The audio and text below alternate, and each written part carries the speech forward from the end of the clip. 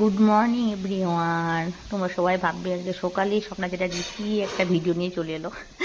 এটা আসলে আমি কালকে করেছি, আর অনেকে জিজ্ঞাসা করছিল কুলের আচার কেমন করে করা হয়। ঠিক আছে, তো তোমরা হয়তো জানো, আমার থেকে আরও ভালো বেটার জানো।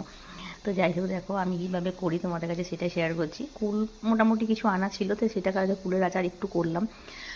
প্রথমে তেল, পাঁচফোড়ন দিয়ে, শুকনো লঙ্কা দিয়ে একটু তেলটা ভাজলাম, পাঁচফোড়নটা, শুকনো লঙ্কাটা। তারপরে ওটার সাথে কুলগুলো ধুয়ে, আগে কুলগুলো ধুয়ে তোমাকে একটু রেখে দিতে হবে, জলটা যাতে ঝরে যায়। তারপরে সেটা দিয়ে ভাজলাম, ওদের নুন হলুদ দিয়ে দিলাম। তো একটু ভেজে নাড়াচাড়া করে, খুব বেশি ভাজবো না, একটু হালকা। তারপরে তার মধ্যে গুড় দিয়ে দিলাম।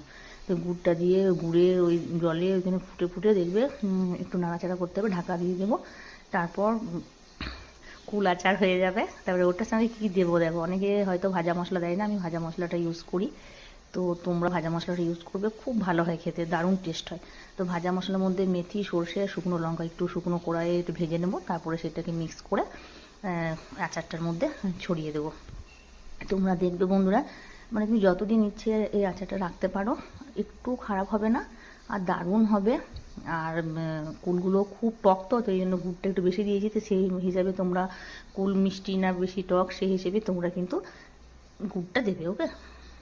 আর বন্ধুরা, ভাজা মশলাটা অবশ্যই দেবে, ভাজা মশলাটা দিলে সত্যি খুব ভালো লাগে।